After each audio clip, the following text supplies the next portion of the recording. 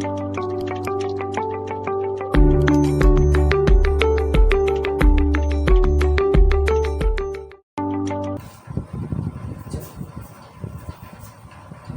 का class yes.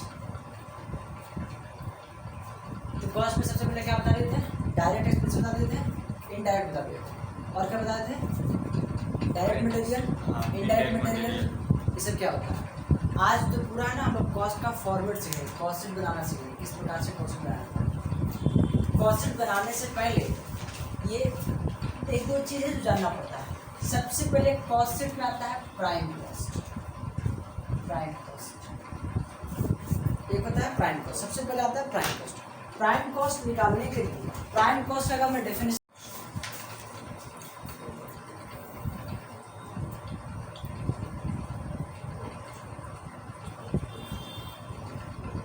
sum total of all direct expenses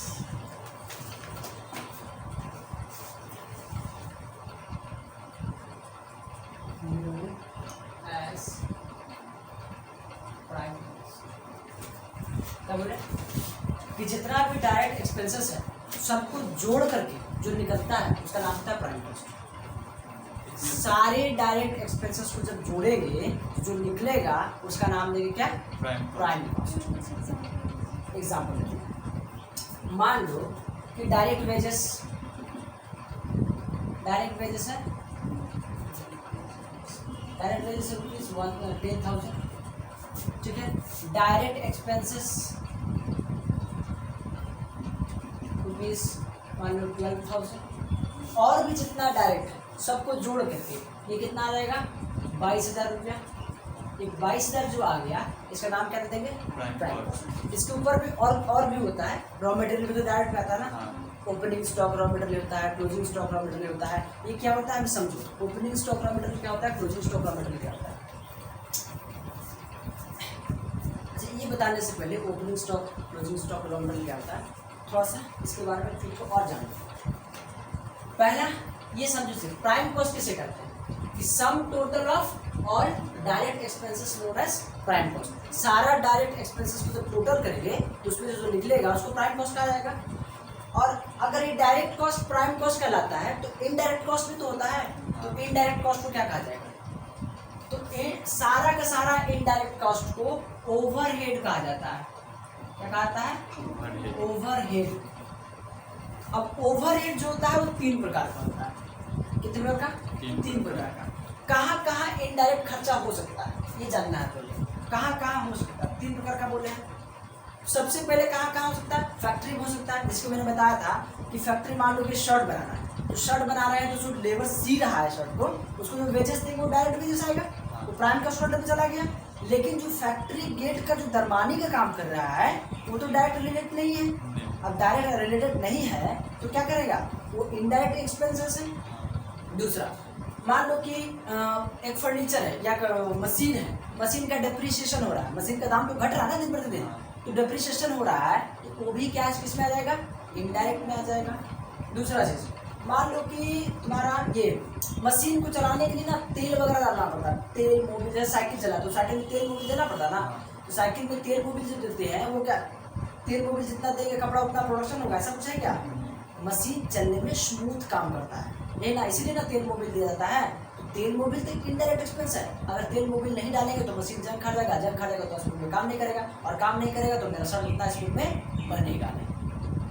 बस में यानी डायरेक्ट बनाने के लिए मतलब डायरेक्ट चीज़ों को बनाने के लिए इनडायरेक्ट का कुछ खर्चा करना पड़ता है। उसमें क्या हो गया? जैसे मान लो कि शर्ट बना रहे हैं तो शर्ट में फैन का क्या काम, लाइट का क्या काम, कुछ काम है क्या? लेकिन लाइट नहीं रहेगा, फैन नहीं रहेगा तो अंधेरे में तो सी नहीं पाएंगे, ना तो गर्मी में सी पाएंगे। तो हमको चलाने के लिए, शर्ट बनाने के लिए क्या चाहिए? लाइट फैन चाहिए। तो ये सब कैसा खर्चा हो गया? इनडायरेक्ट एक्सपेंसेस हो गया। अब मान लो ये घर है, इसमें मैं बैठ के सी रहा हूँ और ऊपर से छत फट गया तो फट गया है छत, तो उसको क्या रिपेयर नहीं करवाएंगे तो बारिश आएगा तो क्या होगा? पानी छुएगा। अब पानी छुएगा सी पाएंगे?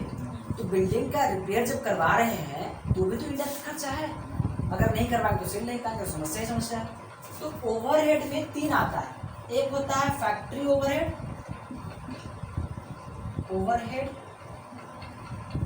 सेम इसी प्रकार से जब फैक्ट्री में खर्चा हो सकता है तो ऑफिस में भी तो खर्चा है। ऑफिस में क्या क्या खर्चा है भाई, अगर हिसाब किताब करने बैठेंगे तो कलम चाहिए, कॉपी चाहिए, चाहिए कि नहीं चाहिए, तो खर्चा है कि नहीं है। ऑफिस में चेयर वगैरह होता है, कंप्यूटर वगैरह होता है, चेयर वगैरह का डेप्रिसिएशन वगैरह होगा, कंप्यूटर का डेप्रिसिएशन वगैरह होगा, रिपेयर्स करवाएंगे कंप्यूटर को, होता है ना कंप्यूटर का रिपेयर, तो ये सब खर्चा है कि नहीं है, तो खर्चा है भैया। तो यहाँ पे तो ऑफिस में जितना भी प्रकार का खर्चा है सबका सब तो इनडायरेक्ट खर्चा है, वहाँ थोड़ी ना सामान बन रहा है, सामान तो फैक्ट्री में बन रहा है। तो यहाँ कुछ डायरेक्ट हो सकता है लेकिन ऑफिस में डायरेक्ट होता है, कुछ हो पाएगा बताओ, सारा का सारा क्या हो जाएगा, इनडायरेक्ट हो जाएगा।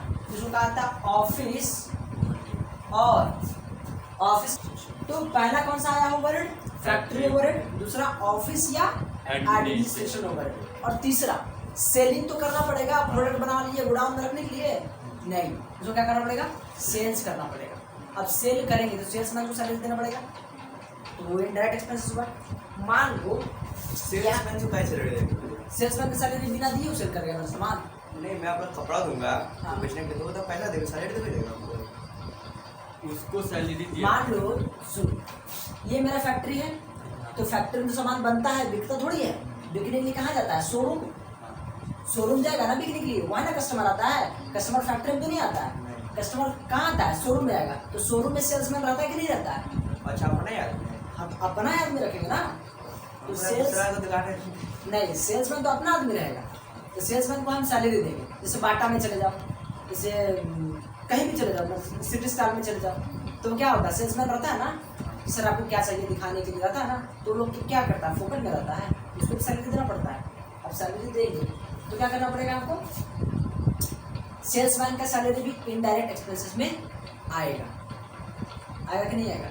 अब लोग भी हमारे देखो हिंदी का जो क्वेश्चन था वो क्वेश्चन कुछ ऐसा था, बता रहा हूँ कि मेरा फैक्ट्री है और हम बिग बाजार को बेचती है, तो बिग बाजार अपना एम्प्लॉय रखेगा, वही तो है ना, रीति का ये क्वेश्चन है। तो वो क्वेश्चन समझो कि अगर बिग बाजार का अपना एम्प्लॉय है तो बिग बाजार समझे, बिग बाजार का सेल्समैन रहेगा, बिग बाजार का सब रहेगा। मान लो कि मैं ही बिग बाजार या मेरा एक अलग कंपनी है, मैं खुद ही बनाता हूँ और खुद ही बेचता हूँ, तो खुद ही बनाया तो फैक्ट्री में काम हुआ, और खुद ही बेचा तो शोरूम के लिए देना पड़ेगा हमको, तो शोरूम में क्या करना पड़ेगा, एम्प्लॉय रखना पड़ेगा, और एम्प्लॉय रखना पड़ेगा तो उसको सैलरी देना पड़ेगा।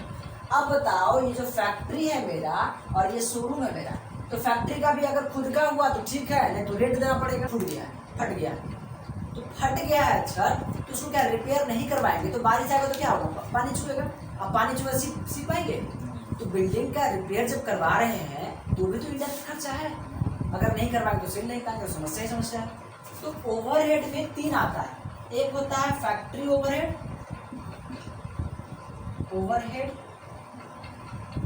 सेम इसी प्रकार से जब फैक्ट्री में खर्चा हो सकता है तो ऑफिस में भी तो खर्चा है। ऑफिस में क्या क्या खर्चा है भाई, अगर हिसाब किताब करने बैठेंगे तो कलम चाहिए, कॉपी चाहिए, चाहिए कि नहीं चाहिए, उसमें खर्चा है कि नहीं है। ऑफिस में चेयर वगैरह होता है, कंप्यूटर वगैरह होता है, चेयर वगैरह का डेप्रिसिएशन वगैरह होगा, कंप्यूटर का डेप्रिसिएशन वगैरह होगा, रिपेयर्स करवाएंगे कंप्यूटर को, होता है ना कंप्यूटर का रिपेयर, तो ये सब खर्चा है कि नहीं है, तो खर्चा है भैया। तो यहाँ पे तो ऑफिस में जितना भी प्रकार का खर्चा है सबका सब तो इनडायरेक्ट खर्चा है, वहाँ थोड़ी ना सामान बन रहा है, सामान तो फैक्ट्री में बन रहा है। तो यहाँ कुछ डायरेक्ट हो सकता है लेकिन ऑफिस में डायरेक्ट होता है, कुछ हो पाएगा बताओ, सारा का सारा क्या हो जाएगा, इनडायरेक्ट हो जाएगा। जिसको कहा था ऑफिस एडमिनिस्ट्रेशन कहा जाता है, क्या कहता है, एडमिनिस्ट्रेशन ओवरहेड,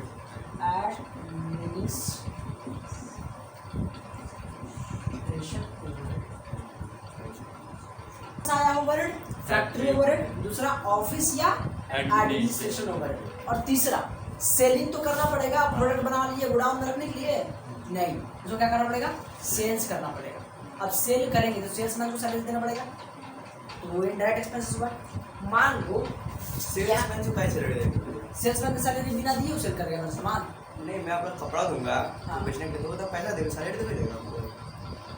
उसको सैलरी दिया। मान लो सुन, ये मेरा फैक्ट्री है, तो फैक्ट्री में सामान बनता है, बिकता थोड़ी है, बिकने के लिए कहाँ जाता है, शोरूम, शोरूम जाएगा ना बिकने के लिए, वहाँ ना कस्टमर आता है, कस्टमर फैक्ट्री में तो नहीं आता है, कस्टमर कहाँ आता है? शोरूम में आएगा। तो शोरूम में सेल्समैन रहता है कि नहीं रहता है? अच्छा अपना ही आदमी है। हम अपना ही आदमी रखेंगे ना। तो दूसरा सेल्स दूसरा को दुकान है। नहीं, सेल्समैन तो अपना आदमी रहेगा। तो सेल्समैन को हम सैलरी देंगे। जैसे बाटा में चले जाओ, जैसे कहीं भी चले जाओ, सिटी स्टार में चले जाओ, तो क्या होता है? सेल्समैन रहता है ना, सर आपको क्या चाहिए दिखाने के लिए रहता है ना। तो लोग क्या करता है? फोकट में रहता है, उसको भी सैलरी देना पड़ता है।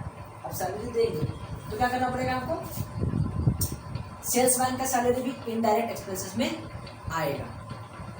आएगा कि नहीं आएगा? आएगा। अब लोग भी हमारे जब उन्नति का जो क्वेश्चन था, वो क्वेश्चन कुछ ऐसा था, बता रहा हूँ कि मेरा फैक्ट्री है और हम बिग बाजार को बेचती है, तो बिग बाजार अपना एम्प्लॉय रखेगा, वही तो। है ना ऋतिका? ये क्वेश्चन है। तो वो क्वेश्चन समझो कि अगर बिग बाजार का अपना एम्प्लॉय है तो बिग बाजार समझे, बिग बाजार का सेल्समैन रहेगा, बिग बाजार का सब कोई रहेगा। मान लो कि मैं ही बिग बाजार या मेरा एक अलग कंपनी है, मैं खुद ही बनाता हूँ और खुद ही बेचता हूँ। तो खुद ही बनाया तो फैक्ट्री में काम हुआ, और खुद ही बेचा तो शोरूम के लिए देना पड़ेगा हमको। तो शोरूम में क्या करना पड़ेगा? एम्प्लॉय रखना पड़ेगा, और एम्प्लॉय रखना पड़ेगा तो उसको सैलरी देना पड़ेगा। अब बताओ, ये जो फैक्ट्री है मेरा और ये शोरूम है मेरा, तो फैक्ट्री का भी अगर खुद का हुआ तो ठीक है, नहीं तो रेंट देना पड़ेगा, तो इनडायरेक्ट एक्सपेंसेस। शोरूम अगर खुद का है तो ठीक है, नहीं तो रेंट देना पड़ेगा, तो इनडायरेक्ट एक्सपेंसेस। तो शोरूम का रेंट कौन सा एक्सपेंसेस हो गया? इनडायरेक्ट।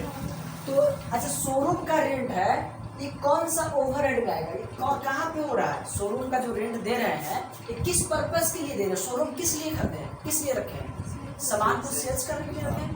तो इसका जो ओवरहेड होता है वो होता है selling and distribution.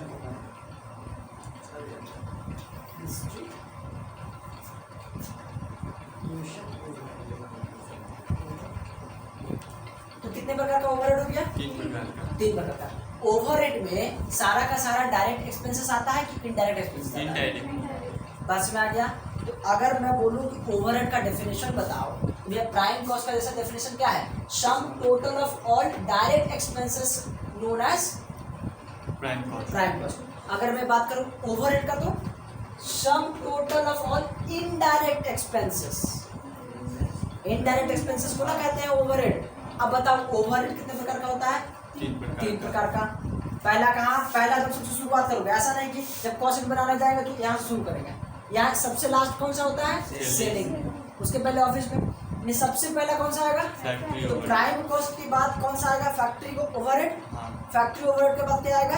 Office. Office के बाद सबसे नीचे क्या आएगा? सेल। जब सेल तो प्रोडक्ट खत्म, अब प्रोडक्ट खत्म तो फिर क्या बनाएंगे? कुछ नहीं बनाना है। बात समझ में आ रहा है? ये तीनों उतारिए। अब भैया, और ओवरहेड डेफिनेशन तुम लोग खुद से लिख लोगे। बोलो भैया, ये जो फैक्ट्री से जो ये सेल करने के लिए शोरूम जाएगा, उसके लिए जो भाड़ा लगेगा, गाड़ी से तो जाएगा, उसके लिए भाड़ा लगेगा। हाँ, सब लगेगा, सब लगेगा। वो किस में ऐड करेंगे हम लोग? वैन डिलीवरी वैन, सेलिंग में करेंगे। Selling van. हाँ, सेलिंग में करेंगे।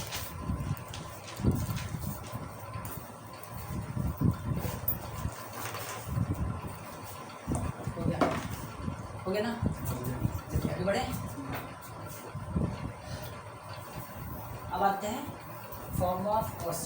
कॉस्ट कैसे बनाया जाता है, खाली समझेंगे, फॉर्मेट दूंगा मैं, खाली समझो बनता है। कॉस्ट जो होते हैं, कॉस्ट का फॉर्मेट बहुत ईजी है, उतना चाहते हैं अकाउंट जैसा नहीं है। बस हो गया। यहाँ देना पार्टिकुलर्स, मैथ करेंगे। क्या करना है? क्या मैथ करना है? बनाना है, छोटे खर्चा निकालने से बोल देगा कि तुमको बताओ कि प्रोडक्ट को बेच करके कितना रुपया प्रॉफिट हुआ सेल करने के बाद। तो प्रॉफिट निकालने के लिए तुमको कॉस्ट निकालना पड़ेगा कि अगर ये पेन का दाम 10 रुपया है, 12 रुपये में बेचेंगे तब ना 2 रुपया प्रॉफिट होगा, और तुमको कॉस्ट पता ही नहीं रहेगा, तो प्रॉफिट कितना होगा कैसे पता चलेगा? तो कॉस्ट को निकालने के लिए क्या बनाते हैं? कॉस्ट शीट बनाते हैं। कितना रुपया कहाँ कहाँ क्या क्या खर्चा हुआ, कुछ डायरेक्ट खर्चा होता है, कुछ इनडायरेक्ट खर्चा होता है। बस में तो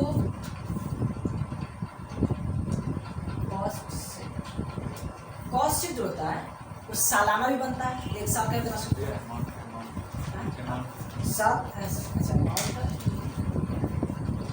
सालाना भी बना सकते हो, या दूसरा महीना में भी बना सकते हो। 1 महीना का कितना खर्चा निकालेंगे, 3 महीना के निकाल लो, 4 महीने का निकाल लो। इसलिए अगर सालाना ही बनाना होता तो फॉर द ईयर एंड लिखते हैं, यहाँ पे क्या लिखते हैं, फॉर द ईयर एंड। लेकिन अगर 1 महीना का बना लेते होते तो ईयर एंड तो हो नहीं रहा है, मंथ एंड लिखते नहीं है, इसलिए इसको फॉर द पीरियड एंड लिखते हैं। कौन सा पीरियड, कितने दिनों को बनाने दे रहा, कितना पीरियड का बनाने दे रहा, तो आप लिखें for the period. Monthly year बनते हो, हाँ, फॉर द पीरियड, किस पीरियड का बना रहे हैं हम, ठीक है। तो सबसे पहले मान लीजिए, सबसे पहले मान लो कि मैंने आज सोचा कि चल कर देखते हैं कि हमारे पास आज नया साल स्टार्ट हो रहा है, तो गोडाउन में जाकर देखें कि 10,000 का सामान बचा हुआ है, रॉ मटेरियल्स बचा हुआ है। जैसे गोडाउन कल था 31 दिसंबर, अच्छा हम लोग का अकाउंट्स का फाइनेंशियल ईयर कब से शुरू होता है, 1 अप्रैल से, और खत्म कब होता है, 31 मार्च। 31 मार्च। अब 31 मार्च को मैंने शटर बंद कर दिया, हिसाब किताब सारा क्लोज। अब सुबह जब 1 अप्रैल को आया, अब खोल के देखा तो अभी भी स्टॉक में कपड़ा बचा हुआ था 10,000, तो उसको यूज करेंगे कि फेंक देंगे, यूज करेंगे। क्यों यूज करेंगे बोलो तो पिछला साल तो क्लोजिंग स्टॉक दिखाया था ना, अगर पिछला साल क्लोजिंग स्टॉक दिखाएंगे तो वही क्लोजिंग स्टॉक इस साल में क्या हो जाएगा, ओपनिंग स्टॉक। ओपनिंग स्टॉक होगा। बात में आ रहा है, तो ओपनिंग स्टॉक को तो यूज करना है। एक एग्जाम्पल से समझो कि मान लो कि तुम्हारे गोडाउन में अभी 10,000 रुपया का सामान पड़ा हुआ है, ठीक है, कितना का सामान पड़ा हुआ है, 10,000 का सामान। अब मान लो कि 10,000 का सामान तुम और 20,000 का सामान खरीद के लाए, कितना का सामान खरीद के लाए, 20,000 का। अब बताओ कितना का सामान हो गया तुम्हारे पास, 30,000 का सामान हो गया, 30,000 का सामान हो गया। लेकिन ये मंथ का एंड में देखा कि अभी भी 5,000 का सामान बचा हुआ है। कितने का सामान बचा हुआ है, 5,000 का सामान बचा। तो कितना का सामान तुमने यूज कर लिया, 25 का। कैसे पता लगा, कैसे निकालेंगे, तो जितना सामान बचा हुआ है उसको क्या कर देना है, बस माइनस कर देना है, तो आएगा 25,000। तो 25,000 का सामान हमने क्या कर लिया, यूज कर लिया, बस मैं यूज कर लिया। ऐसे बताओ तो जो 20,000 का सामान हमने खरीदा, ये सामान जब खरीदे थे ना तो हावड़ा से खरीदे थे, और वहाँ से लाने के लिए हमको 1,000 रुपये भाड़ा देना पड़ा। तो अब बताइए सामान का कीमत 20,000 लिखेंगे कि 21,000 लिखेंगे, 21,000 लिखेंगे। तो जो भाड़ा दिए उसको इंग्लिश में क्या कहते हैं, जब बताइए थोड़ा सा, कैरेज, लाने के लिए, हाँ इनवर्ड, जब लाएंगे तो क्या नाम हुआ, कैरेज इनवर्ड। वही सेल्स करेंगे और भाड़ा देंगे तो क्या करेंगे, कैरेज आउटवर्ड, याद रहेगा। तो कैरेज इनवर्ड तो आएगा इसमें, लेकिन कैरेज आउटवर्ड कब कहाँ पर लेंगे, सेलिंग में, क्योंकि सेल कर रहे हैं तब दे रहे हैं, है ना। तो सबसे पहले यहाँ पे हम लोग निकालना पड़ेगा कितना मटेरियल हम लोग यूज कर रहे हैं, कितना मटेरियल यूज कर रहे हैं, तब ना कॉस्ट निकालेंगे, क्योंकि अगर जो मटेरियल बचा हुआ है उस पर कॉस्ट थोड़ी निकाल सकते हैं। तो सबसे पहले क्या आता है, opening stock of raw material, opening stock of raw material. मान लो यहाँ पे कुछ होगा, मैं फॉर्मेट से लिखवा रहा हूँ, इसमें ऐड क्या कर देंगे, खरीद के जो लाए थे, खरीद के लाए थे ऐड करेंगे ना, तो क्या होगा, परचेस ऑफ रॉ मटेरियल। समझ के बनाओगे तो आसान हो जाएगा बनाना, परचेस ऑफ रॉ मटेरियल। फिर फॉर्मेट जरूरी नहीं है कि याद करना हो, सिर्फ हमको समझ में आना चाहिए फॉर्मूला बनता कैसे। अच्छा, परचेस ऑफ रॉ मटेरियल के साथ और क्या चीज बोली था ऐड करने के लिए, कैरेज इनवर्ड, जो भाड़ा दिए थे। कैरेज इनवर्ड का दूसरा नाम कैरेज ऑन परचेस भी बोल सकता है, दिमाग बोल देगा कैरेज ऑन परचेस। तो क्या करोगे, कैसे लोगे, तो कैरेज ऑन परचेस का दूसरा नाम क्या है, कैरेज इनवर्ड, दोनों सेम होता है। तो यहाँ इसके साथ ऐड कर देना है कैरेज इनवर्ड। आया। अच्छा, इसके साथ अब लेस करना है। मान लो कि टोटल मैंने ऐड कर दिया, ऐड करने के बाद यहाँ लिखते हैं। बहुत सारा बच्चा कंफ्यूज रहता है कि टोटल ऐड करने के बाद इस कॉलम में लिखेंगे कि इस कॉलम में लिखेंगे, तो देख लो कहाँ पे लिखते हैं, ठीक है। अगला इसके साथ वो कलम फालतू नहीं, वो कॉलम लिखिए, समय आने दो तब लिखेंगे, ठीक है। अब यहाँ से लेस कर देंगे, क्या लेस किए थे, माइनस करेंगे, जो हमारे पास बचा हुआ था स्टॉक में अभी भी उसको तो माइनस कर देना है। तो closing stock of raw material,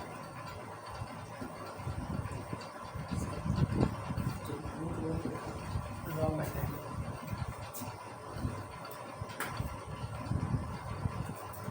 ये माइनस, जब भी माइनस करेंगे ना हम लोग, तो अब माइनस को ब्रैकेट में रखना सीखेंगे, ठीक है। जब भी माइनस करेंगे तो कहाँ रखेंगे, ब्रैकेट में। अच्छा, मान लो जो मैंने परचेस किया था उसमें से कुछ सामान डिफेक्टिव निकल गया, उसको मैंने रिटर्न कर दिया, तो जो रिटर्न कर दिया उसको तो मैं लेस करूँगा कि नहीं लेस करूँगा। तो अगर कोई मटेरियल रिटर्न रहा तो क्या कर देना है, लेस, रिटर्न टू सप्लायर। तो भैया उसका ही पैसा जोड़ेंगे। जोड़े क्यों, घटा दो रहे उसका पैसा, हाँ वही उसका पैसा तो घटा रहे हैं, तो कॉस्ट में नहीं आएगा वो।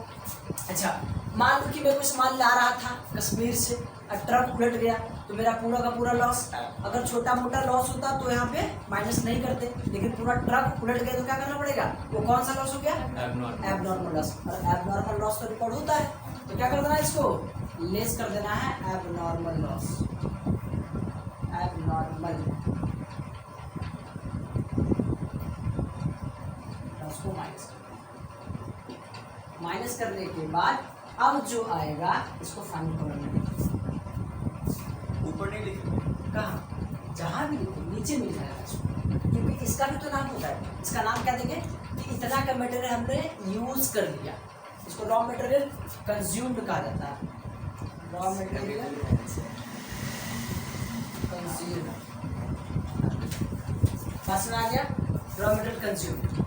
अब रॉ मटेरियल कंज्यूम निकला है, इसके बाद क्या ऐड करेंगे, सारा का सारा, देखो हमने 3 ओवरहेड लिखवाया, 3 ओवरहेड लिखवाने से पहले क्या लिखवाया था, प्राइम कॉस्ट।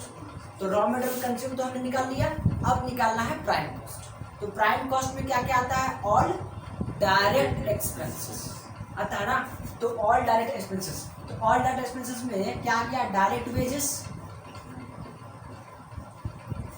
डायरेक्ट वेजेस, दूसरा डायरेक्ट एक्सपेंसेस, डायरेक्ट एक्सपेंसेस, तीसरा चार्जेबल एक्सपेंसेस आता है, चार्जेबल एक्सपेंसेस।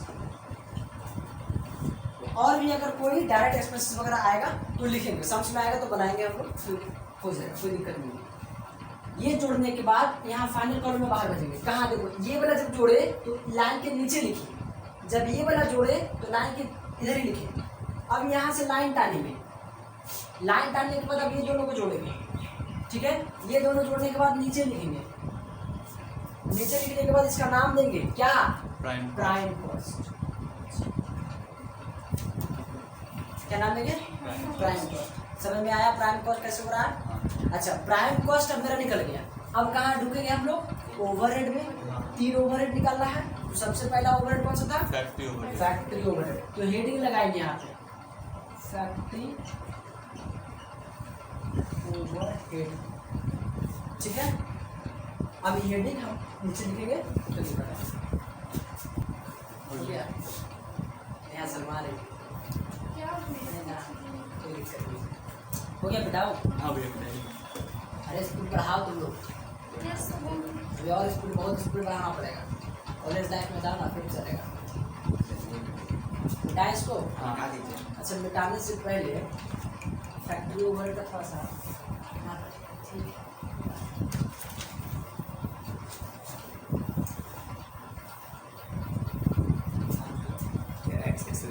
हाँ, format opening prime cost, prime cost के बाद क्या आएंगे हम लोग, फैक्ट्री ओवरहेड। फैक्ट्री ओवरहेड में लिखूँ ना लिखता हूँ, ठीक है। यहाँ से मैं कंटिन्यू इसके अंडर में जो आएगा मैं लिखते जा रहा हूँ। जैसे फैक्ट्री ओवरहेड में क्या क्या आ सकता है, वर्कर को जो वेजेस देगी, तो डायरेक्ट वेजेस नहीं देंगे, डायरेक्ट वेजेस को तो प्राइम कॉस्ट में आएगा, इसमें कौन सा आएगा, इनडायरेक्ट वेजेस आएगा, इनडायरेक्ट वेजेस,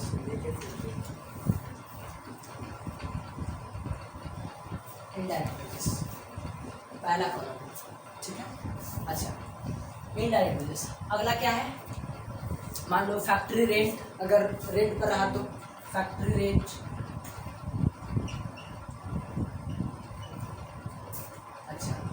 अच्छा मान लो हमारा फैक्ट्री में मशीनरी रहता है, मशीनरी का भी तो डिप्रिसिएशन होता है, मशीनरी का भी तो डिप्रिसिएशन होगा, तो डिप्रिसिएशन ऑन मशीनरी,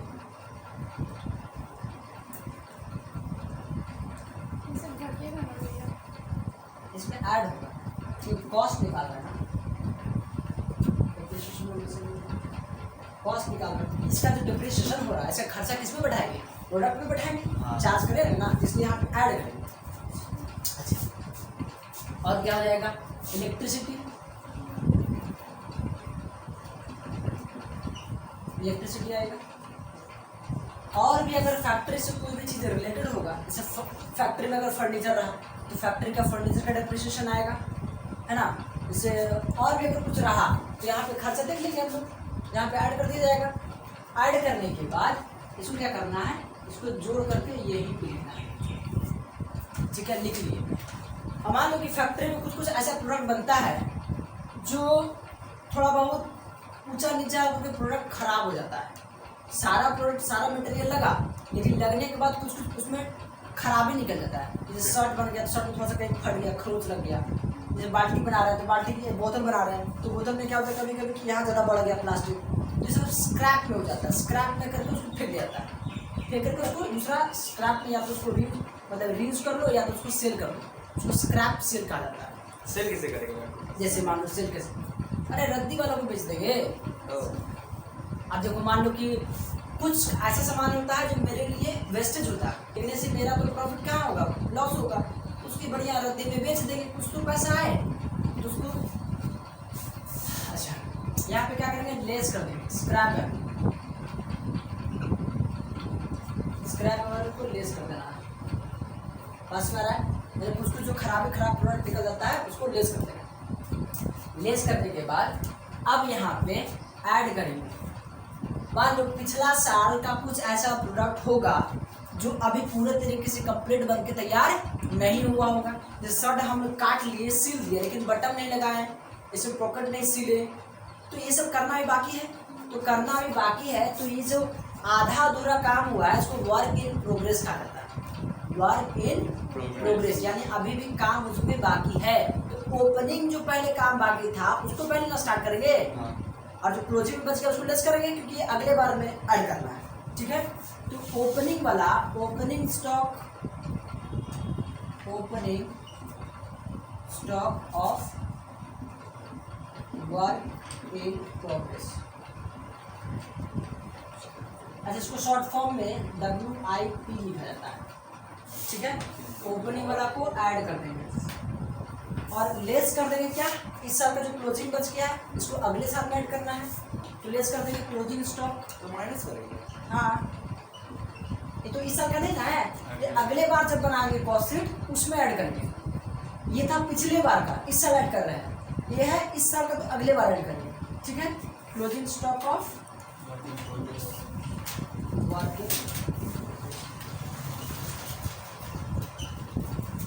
इसमें क्या करना है, लेस कर देना। लेस करने के बाद ये सब करने, एडजस्ट करने के बाद इसलिए इसको ऐड करना है, इसको एडजस्ट करने के बाद बाहर भेज देंगे। अब बाहर में पहले से ऊपर में क्या था, प्राइम कॉस्ट, और प्राइम कॉस्ट के साथ ऐड करके यहाँ पे नीचे भेजेंगे, इसका नाम हो जाएगा वर्क कॉस्ट। क्या नाम हो जाएगा, वर्क कॉस्ट। तो फैक्ट्री ओवरहेड से कौन सा कॉस्ट निकलता है, वर्क कॉस्ट। अच्छा, मैं अगर पूछूं कि वर्क कॉस्ट का डेफिनेशन बताइए, या इसको वर्क कॉस्ट भी कहा सकता है, इसको फैक्ट्री कॉस्ट भी कहा सकता है। फैक्ट्री कॉस्ट का डेफिनेशन बताइए। तो फैक्ट्री कॉस्ट या work cost is the some total of prime cost and factory overhead. Factory overhead और प्राइम कॉस्ट को जोड़ करके क्या आता है, वर्क कॉस्ट आता है। डेफिनेशन बना पा रहे हो, वर्क कॉस्ट और factory cost is the some total of prime cost and factory overhead cost. Factory overhead cost और प्राइम कॉस्ट को जोड़कर क्या निकलता है, वर्क कॉस्ट निकलता है। बात क्लियर है। अच्छा, फैक्ट्री के बाद कहाँ जाएंगे हम लोग, office. Yes, office overhead. Office का दूसरा नाम क्या था, एडमिनिस्ट्रेशन ओवरहेड।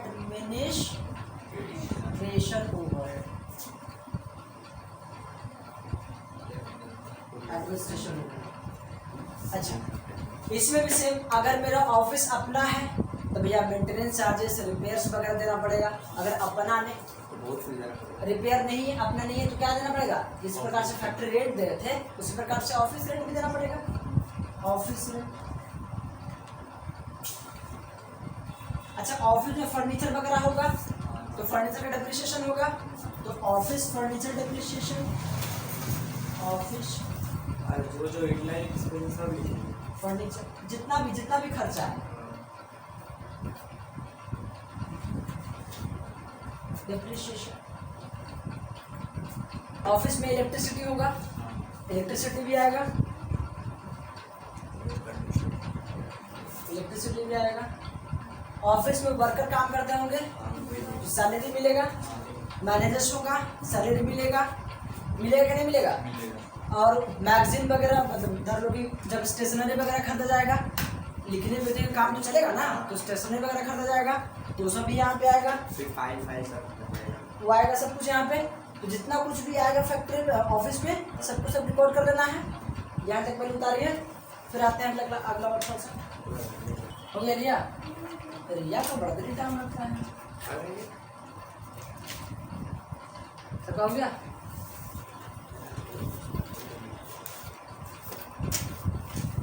आगे बढ़ा जाए?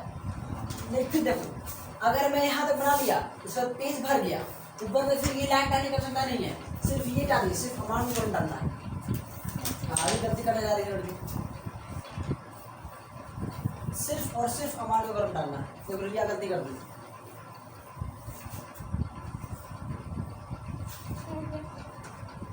अगला बात नहीं कर गया, ठीक है बिटा दे उसको। वर्क कॉस्ट का डेफिनेशन हमको लिखवाना पड़ेगा कि तुम लोग लिख लोगे खुद से। देखो अभी तो मैं बता दिया कि work cost is the some total of prime cost and factory overhead. हो गया? हाँ ठीक है।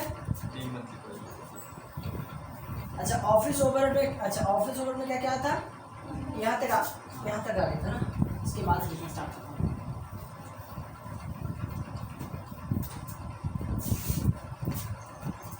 और भी अगर कोई खर्चा रहा, मान लो कि स्टेशनरी रहा, स्टेशनरी समझ में आता है ना, कॉपी कलम कुछ प्रॉब्लम जो रहा। अच्छा इलेक्ट्रिसिटी तो हो ही गया, सैलरी हो गया, मैनेजर्स का रेम्यूनरेशन या मैनेजर्स का फीस हो गया, डायरेक्टर्स का फीस हो गया, है ना, ये सब किस में आएगा? डायरेक्टर्स फीस, डायरेक्टर्स फीस इसमें आएगा। अब आने के बाद इसको क्या करना है? टोटल कर लेना है।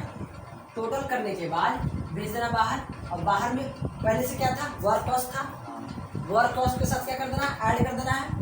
ऐड करने के बाद ये आएगा कॉस्ट ऑफ प्रोडक्शन। क्या आएगा इसका नाम? Cost of production. बस में आ गया, कॉस्ट ऑफ प्रोडक्शन आएगा। अभी कॉस्ट ऑफ प्रोडक्शन में एक चीज को ऐड करना है और एक चीज को लेस करना है, वो है ये opening stock of finish good. Opening stock of finish goods ये होता क्या है? जिस प्रकार से मान लो कि सामान जब मैं बना रहा था फैक्ट्री ओवरहेड में, तो उसमें आधा सामान बना था, मतलब इनकम्प्लीट था, पूरा का पूरा नहीं बना था। सिलाई करना बाकी था किसी का, तो किसी का बटन लगाना बाकी था, किसी का पैक करना बाकी था, किसी का आयरन करना बाकी था। उसी प्रकार मान लो कि सारा का सारा ऑफिस ओवरहेड में क्या हुआ कि सारा का सामान बन गया, पूरा रेडी हो गया, फिनिश्ड हो गया, सारा सामान बन गया, लेकिन बिका नहीं। जब बिकेगा नहीं तो स्टॉक में दिखाना पड़ेगा ना। तो ये बताओ, जब बिकेगा नहीं तो पहले वाला बेचेंगे पहले कि बाद वाला बेचेंगे पहले? है ना। तो ओपनिंग स्टॉक क्या कर देना है? ऐड कर देना है। उसके बाद लेस कर देना है क्या? क्लोजिंग। यस, हमेशा याद रखिएगा, ओपनिंग को ऐड करते हैं और क्लोजिंग को लेस करते हैं। ठीक है। Closing stock of finished goods.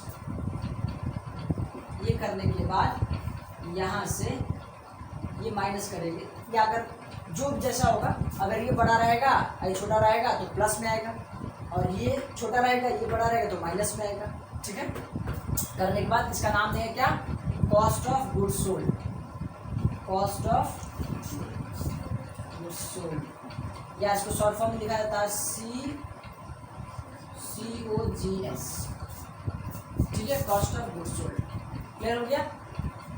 तो ऑफिस ओवरहेड हम लोग समाप्त हो गया। ऑफिस के बाद कहाँ पे आ जाते हैं? Selling. Selling and distribution overhead. Selling and distribution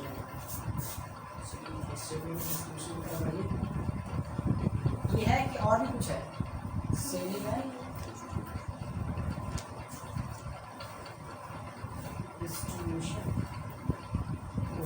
distribution overhead. तो सेलिंग एंड डिस्ट्रीब्यूशन ओवरहेड में क्या क्या चलाएगा बोले तो? सेलिंग एंड डिस्ट्रीब्यूशन ओवरहेड में क्या आएगा? Sales salesman salary. Yes, man salary, जो सेल कर रहा है उसको सैलरी दे रहे हैं, हाँ सेल्समैन सैलरी। कमीशन वगैरह आएगा, हाँ कमीशन आएगा। और क्या आएगा बोलिए तो? शोरूम का रेट आएगा, डिस्काउंट। शोरूम बेचेगा तब ना डिस्काउंट आएगा, तो बेच भी नहीं किया तो कॉस्ट ही निकाल रहे हैं।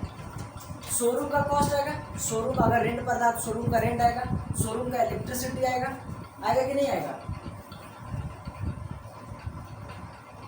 Showroom rent,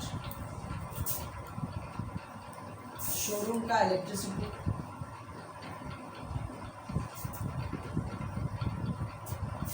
delivery van, depreciation of delivery van,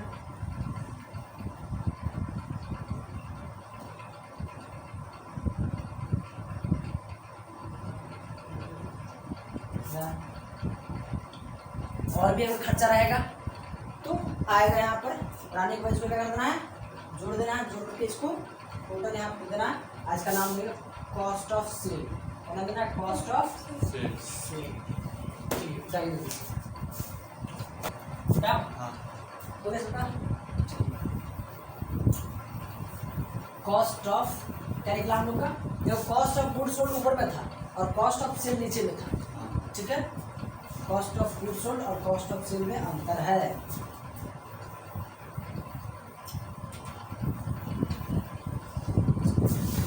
थोड़ा बहुत समझ में आ रहा है, बाकी देखते हैं क्या होगा। सब सुनाने जाएंगे ना तो क्या होगा पता नहीं, देखते हैं सब।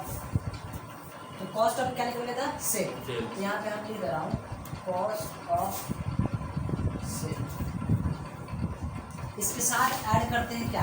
कॉस्ट के साथ अगर प्रॉफिट को ऐड करते हैं, किसको ऐड करते हैं? प्रॉफिट। मान लो कि मेरा सामान 10 रुपया बन के रेडी हो गया, इसको प्रॉफिट तो ऐड करना पड़ेगा ना। मान लो कि 2 रुपये ऐड किए, तो प्रॉफिट को क्या करती है? ऐड करती है। तो प्रॉफिट जैसे ऐड किए, ऐड करने के बाद क्या निकल गया यहाँ पे? सेल वैल्यू निकल गया। क्या निकला? सेल निकल गया। बस इतना तक ही हम लोग कॉस्ट बनाना है। कॉस्ट बनाने के इतना ही क्लास खत्म, मतलब इतना ही हम लोग को कॉस्ट बनाना है, उसके बाद खत्म। बस बना रहा है तो अगले क्लास से हम लोग प्रैक्टिकल सम्स बनाना शुरू करते हैं। क्लियर? फॉर्मेट लिखवा दिया हूँ, अच्छा से जाइए घर में देख के आइए। बंद कर दो।